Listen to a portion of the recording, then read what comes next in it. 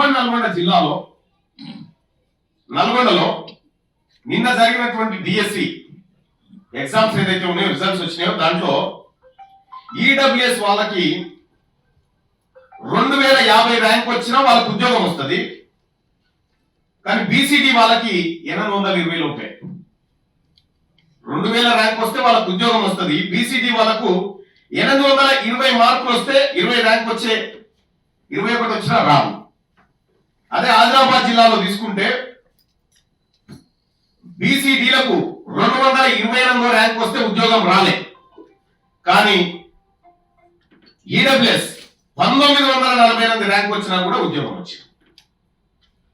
ఇక్కడ ఎస్సీ ఎస్టీల కంటే కూడా అత్యధికంగా లబ్ధి పొందుతున్నటువంటి వర్గంగా ఇవాళ ఈడబ్ల్యూఎస్ తయారైపోయింది.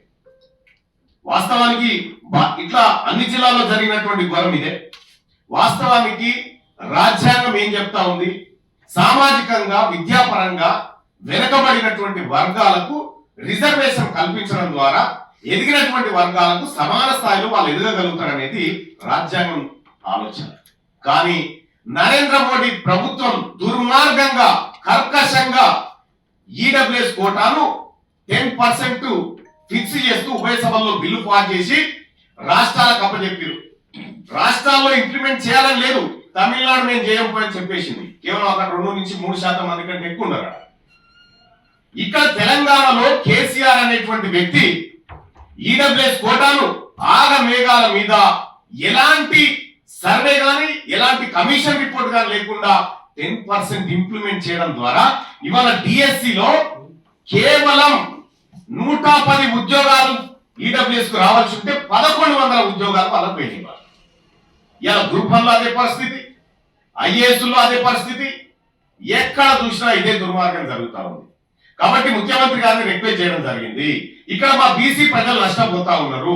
ఒక బీసీలే కాదు, ఈ ఈడబ్ల్యూఎస్ కోటా 1 or 1.5% ఫిక్స్ చేస్తే మిగిలినటువంటి 8%, 8.5% ఓపెన్ లో కలిపితే అందులో ఓసీలకు కూడా అవకాశం ఉంటుంది. వాళ్ళు కూడా పోటీ చేసుకునేటువంటి ఏది ఆ ఉద్యోగాలు సంపాదించే అవకాశం ఉంటుంది. కానీ ఇక్కడ అలా జరగడం లేదు. ఇది బీసీలకు, బీసీ నిరుద్యోగ యువతకు జరుగుతున్నటువంటి అన్యాయాన్ని మూడోసారి ముఖ్యమంత్రి గారి దృష్టికి తీసుకుపోవడం జరిగింది. ఆయన అతి త్వరలోనే ఈ సమస్యను పరిష్కరిస్తామని చెప్పడం జరిగింది. వాస్తవానికి రిజర్వేషన్ ఉన్నది పేద వర్గాలను పైకి తీసుకురావడానికి. కానీ నరేంద్ర మోడీ గారి ప్రభుత్వం పెద్దోళ్ళని ఇంకా పెద్దగా చేయడానికి ఈ ఈడబ్ల్యూఎస్ పెట్టి వాళ్ళ కొంపలు ముంచాడు. మధ్యప్రదేశ్ హైకోర్టు క్లియర్ గా జడ్జిమెంట్ ఇచ్చింది. ఇక్కడ ఇంకో ట్విస్ట్ కూడా ఉంది. ఈడబ్ల్యూఎస్ కోటాను మొత్తం ఉన్నటువంటి ఉద్యోగాలు 100 అయితే అందులో 50% ఎస్సీ ఎస్టీ బీసీల రిజర్వేషన్ పోగా మిగిలిన 50లో అప్ టు 10% అన్నది. మిగిలిన 50లో అప్ టు 10% అన్నది. కానీ కేసీఆర్ దుర్మార్గంగా ఈ 100 నుంచి 10% తీయడం వల్ల ఇలా వేలాది ఉద్యోగాలు పొందడంలో బీసీలు చేయడంలో ప్రభుత్వానికి చిత్తశుద్ధి ఉన్నా అది బీసీలకు ఇవ్వాలనుకునేటువంటి అంశంలో రాష్ట్ర ప్రభుత్వం నిశ్చితంగా ఆలోచించాలి. ఇది బీసీ బిడ్డలకు దక్కుతలేదు. మా గౌరవనీయులు మా నాయకుడు రాహుల్ గాంధీ గారి ఆలోచన ఏదైతే ఉందో సోషల్ ఇంజనీరింగ్ అనేటువంటి ఆలోచన, జిస్కి ఎంతైతే జనాభా ఉన్నారో వాళ్ళకి అంత దక్కాలనేటువంటి ఆయన ఆలోచన ఏదైతే ఉందో అది ఇంప్లిమెంట్ జరగడం లేదు. అది సరి చేయాలని గౌరవ ముఖ్యమంత్రి గారికి చెప్పడం జరిగింది.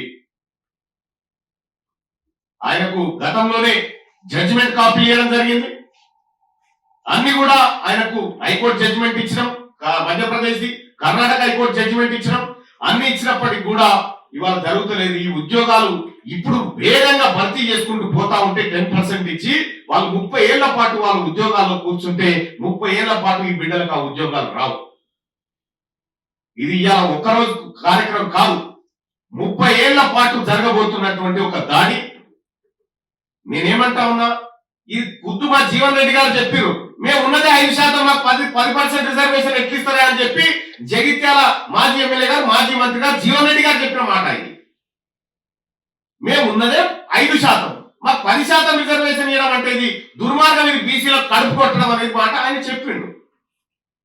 అగ్రవర్ణాల్లో ఉన్నటువంటి నాయకులే దీన్ని ఒప్పుకొని ఇది అన్యాయం అని చెప్తున్న తర్వాత మరి బీసీలకు న్యాయం జరగకపోతే రాహుల్ గాంధీ గారి ఆశయాలు దెబ్బతింటాయి, ఆయన ఆలోచనలకు వ్యతిరేకంగా జరిగే ప్రమాదం ఉంటది. కాబట్టి రాష్ట్ర ప్రభుత్వాన్ని సరి చేసుకోమని చెప్పడం జరిగింది. బీసీలకు జరుగుతున్నటువంటి అన్యాయాన్ని సరిదిద్దమని చెప్పడం జరిగింది. ఇది ముఖ్యమంత్రి గారితో నేను జరిగినటువంటి భేటీలో అదొక అంశం.